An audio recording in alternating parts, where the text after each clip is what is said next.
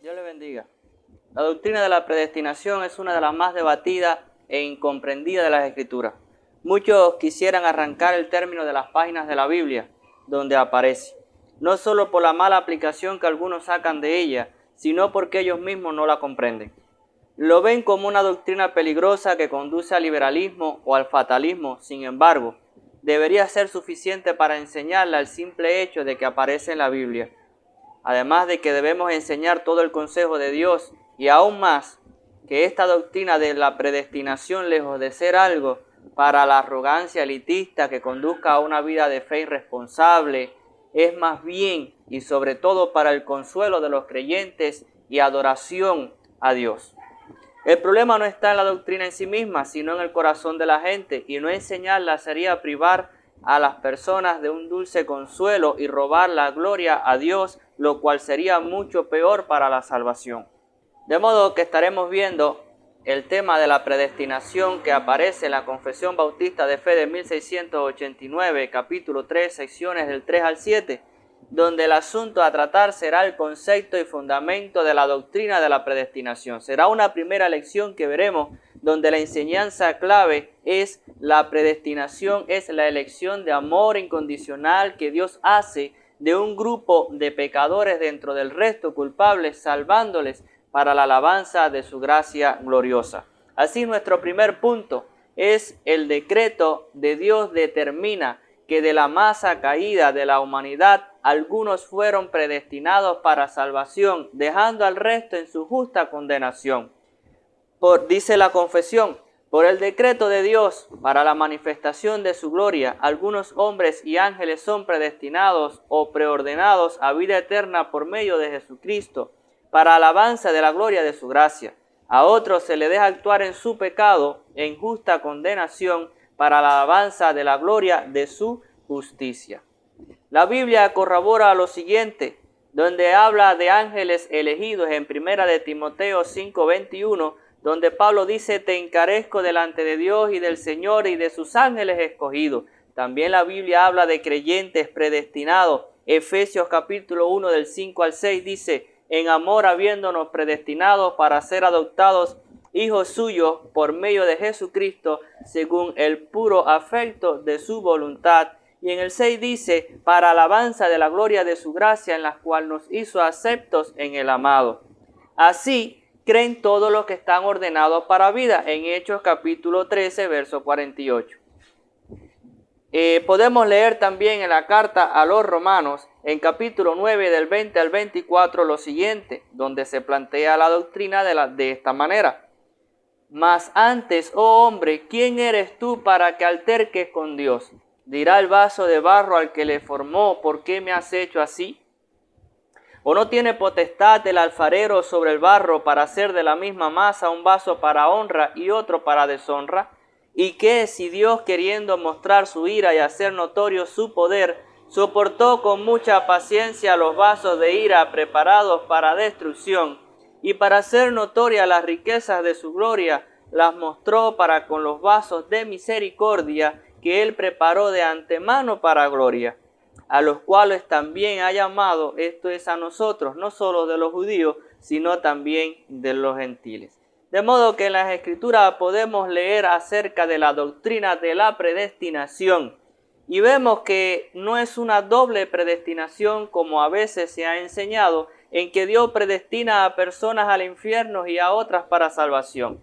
En realidad la predestinación se presenta a la Biblia, solo se presenta una sola predestinación, que es la predestinación a salvación de entre la masa culpable humana, caída, pecadora, que Dios determina, Él predestina a un grupo para salvarles. Es lo que las Escrituras claramente enseñan y es lo que allí vemos. Y es claro que esto puede resultar incómodo para muchos. Y claro que puede traer muchas preocupaciones, inclusive protestas contra Dios. Pero en Romanos 9, como leímos, lo primero es que nos dice, ¿quién eres tú para altercar con Dios? Y vamos a estar viendo un poco más de esto, porque realmente nos enseña la Biblia que no estamos en una posición para reclamar nada a Dios. Pues cuando hablamos de la predestinación a salvación, se le está dando a un grupo algo que no merece y es la salvación, mientras que a los que se pasa por alto y se deja en su pecado en el que están, simplemente se le está dando lo que sí merece, y en este caso es la condenación. Por eso la predestinación nos enseña la Biblia que su base, su fuente, la causa para la misma, no es la previsión de la fe, buenas obras o de la perseverancia, sino de la libre gracia y amor de Dios, según el consejo secreto de su propia voluntad. Así en la confesión podemos leer: a los humanos que están predestinados para vida, Dios, antes de la fundación del mundo, según su propósito eterno e inmutable y el consejo secreto y beneplácito de su voluntad, los ha escogido en Cristo para gloria eterna, meramente, note bien como dice, meramente por su libre gracia y amor, sin que ninguna otra cosa en la criatura como condición o causa lo moviera a ello. De modo que la predestinación se basa en la libre gracia de Dios y no en las obras humanas. Que es por la libre gracia de Dios lo vemos en Efesios capítulo 1, versos del 4 al 6, que podemos leer. Dice así: según nos escogió en Él antes de la fundación del mundo para que fuésemos santos y sin mancha delante de Él, en amor, habiéndonos predestinados para ser adoptados hijos suyos por medio de Jesucristo, según el puro afecto de su voluntad, para la alabanza de su gloria en su gracia, con la cual nos hizo aceptos en el amado. Y verso 9 nos dice lo siguiente: dándonos a conocer el misterio de su voluntad, según su beneplácito, el cual se había propuesto en sí mismo. No condicionado a otra cosa, sino en sí mismo. Y es por la gracia de Dios, como hemos leído. Pero también nos enseña de que la predestinación no es por obra.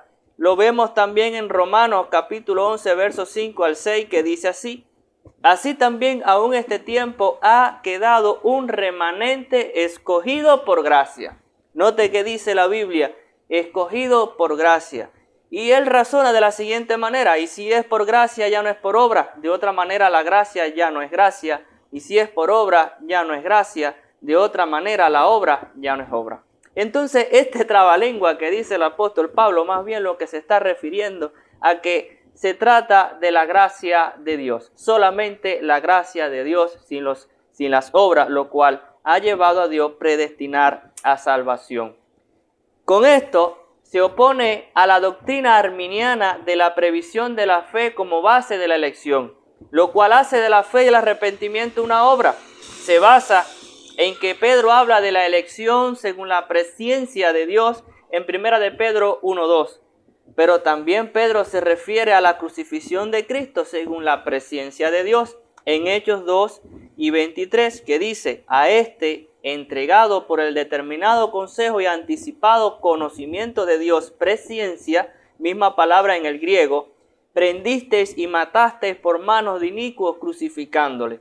En ambos casos, y a lo que se refiere, es que todo cuanto sucede y Dios hace es previamente planificado sabia y concienzudamente. No porque previera algo bueno en el hombre, como la fe, que nos dice la Biblia en Efesios 2:8 y 9, que somos salvos por gracia por medio de la fe, y que esto es don de Dios, no por obra, para que nadie se gloríe. Sino más bien, lo que pudiera prever Dios, más bien en nosotros, sería nuestra indignidad, como se declara en 1 de Corintios 1:28, que dice de la siguiente manera: y lo vil del mundo y lo menospreciado escogió Dios, y lo que no es, para deshacer lo que es. De modo de que no fue lo bueno lo que pudo haber movido a Dios el escogernos, como el arrepentimiento, la fe, sino que precisamente escogió a lo más malo, a lo vil, a lo despreciable, lo escogió. Dice, pero nos da la razón la Biblia del por qué. Más adelante en ese verso dice: para que nadie se jacte en su presencia. Para que nadie se jacte. Y el motivo de Dios o el propósito de Dios es ser glorificado precisamente en esa gracia. Donde en Efesios 1:12 leemos que fue a fin de que seamos para alabanza de su gloria. La Biblia enseña que la fe es el resultado de la elección y no la causa de ella. Juan 10:26 dice de la siguiente manera: Pero vosotros no creéis porque no sois de mis ovejas, como os he dicho. Y aquí está hablando el Señor Jesucristo y está dando la razón de por qué no tienen fe. Y es porque no son de las ovejas que más adelante dice le fue dada por el Padre. Y en Efesios leemos que desde antes de la fundación del mundo. También Hechos por eso puede decir, como ya leímos previamente, y creyeron todos los que estaban ordenados para vida eterna. ¿Quiénes fueron los que tuvieron fe? Los que antes habían sido predestinados para vida eterna. La Biblia enseña que en el orden de la salvación, la regeneración antecede al arrepentimiento y la fe. La postura arminiana también invierte el orden de la salvación, anteponiendo la fe y el arrepentimiento a la regeneración. Esta doctrina lo podemos ver en la propuesta de la confesión que se quiere traer a la asamblea en nuestra Convención Bautista de Cuba Oriental, que sostiene esto, donde dice de que son regenerados aquellos que se han arrepentido y creído. Es decir, que ellos ponen en la regeneración o nuevo nacimiento como el resultado de antes haberse arrepentido y creer. Pero eso es a la inversa. La Biblia enseña que el hombre está muerto espiritualmente. En Efesios 2:1 nos dice de esa manera: y Él os dio vida a vosotros cuando estabais muertos en vuestros delitos y pecados. Y que debes antes nacer de nuevo del Espíritu, que es lo que significa la regeneración, que es el nuevo nacimiento que obra internamente el Espíritu Santo. Es lo que habla con Jesús, con Nicodemo en Juan 3, cuando le dice: de cierto te digo que el que no naciere del agua y del Espíritu no puede entrar en el reino de los cielos. Y Tito atribuye 3:5 que esa obra de regeneración y renovación es en el lavamiento de la regeneración y la renovación del Espíritu Santo. Mira cómo lo dice: nos salvó no por las obras de justicia que hubiéramos hecho, sino por su misericordia, por el lavamiento de la regeneración y por la renovación en el Espíritu Santo.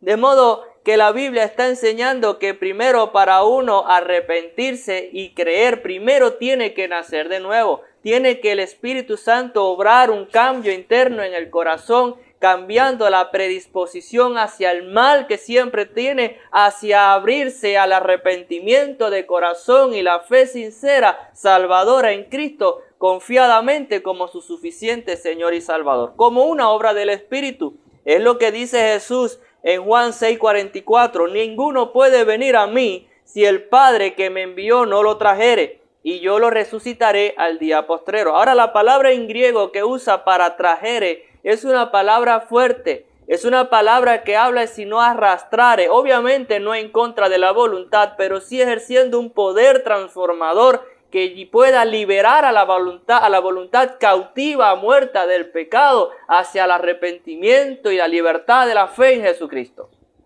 Es lo que nos enseña la Biblia. La Biblia también nos enseña que esta elección de Dios es incondicional. Romanos 9 ya leímos, pero quiero que pasemos de nuevo por arriba este pasaje más otros par de versos en el pasaje. Romanos 9:11 nos dice: pues no había nacido aún, ni habían hecho aún ni bien ni mal, para que el propósito de Dios conforme la elección permaneciese, no por las obras, sino por el que llama.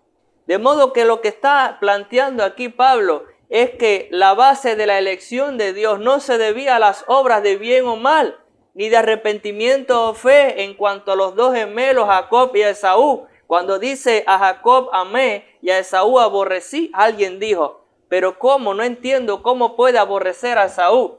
Bueno, recuerdo una anécdota de Spurgeon cuando alguien le planteó lo siguiente predicando este tema, y él se le acercó y le dijo: yo lo que no entiendo es cómo fue que Dios amó a Jacob, porque es entendible el por qué aborrecer a Esaú. De hecho, lo natural fuera que aborreciera también a Jacob, pero la Biblia allí mismo Pablo nos dice: tendré compasión o me compadeceré de quien yo me compadezca. Es lo que está planteando una elección incondicional el apóstol Pablo en la carta a los romanos. De modo, hermanos, que la fuente de la elección fue su amor y su propósito, la alabanza de su gracia gloriosa, que leímos en Efesios 12, que fuimos predestinados para la alabanza de su gracia gloriosa. Ahora bien, a modo de conclusión, hemos visto en esta clase que la predestinación es la elección de amor incondicional que Dios hace de un grupo de pecadores dentro del resto culpable, salvándoles para la alabanza de su gracia gloriosa. Esta es la definición y fundamento de la doctrina tal como lo vemos en la Biblia. En la próxima clase veremos los medios y correcta aplicación de la misma, advirtiendo que la doctrina del profundo misterio de la predestinación debe tratarse con especial prudencia y cuidado para evitar malos entendidos por la ignorancia y maldad de los corazones no regenerados o transformados.